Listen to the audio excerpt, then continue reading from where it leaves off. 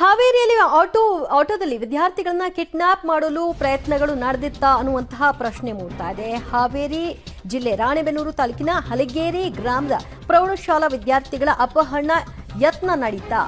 ಇದೇ ವೇಳೆ ಆಟೋ ಚಾಲಕ ಹಾಗೂ ಸ್ಥಳೀಯರ ನಡುವೆ ತೀವ್ರ ವಾಗ್ವಾದವೂ ಕೂಡ ನಡೆದಿದೆ. ಅಪರಿಚಿತ ಆಟೋ ಚಾಲಕನನ್ನ ಸ್ಥಳೀಯರು ಥಳಿಸಿದ್ದಾರೆ.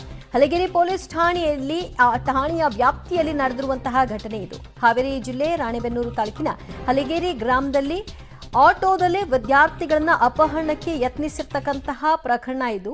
ಅಪರಿಚಿತನಿಂದ ಆಟೋದಲ್ಲಿ ಬಂದು ವಿದ್ಯಾರ್ಥಿಗಳನ್ನ ಕಿಡ್ನಾಪ್ ಮಾಡಲಿಕ್ಕೆ ಮುಂದಾಗಿದ್ದಾನೆ. ಸ್ಥಳೀಯರು ಕಂಡ ಕೂಡಲೇ ಆತನನ್ನ ಥಳಿಸಿ ಪೊಲೀಸರಿಗೆ ಮಾಹಿತಿಯನ್ನು ಮುಟ್ಟಿಸುವಂತಹ ಕೆಲಸವನ್ನು ಕೂಡ ಮಾಡಿದ್ದಾರೆ. ಇದು ಹಲಗೇರಿ ಪೊಲೀಸ್ ಠಾಣೆ ವ್ಯಾಪ್ತಿಯಲ್ಲಿ ನಡೆದಿರುವಂತಹ ಘಟನೆ. ಏನ್ ಮಾಡ್ತೀವಿ ತಡಿ, ಏನು ಈಗೇನು ಈಗೇನು ಹೇಳದೆ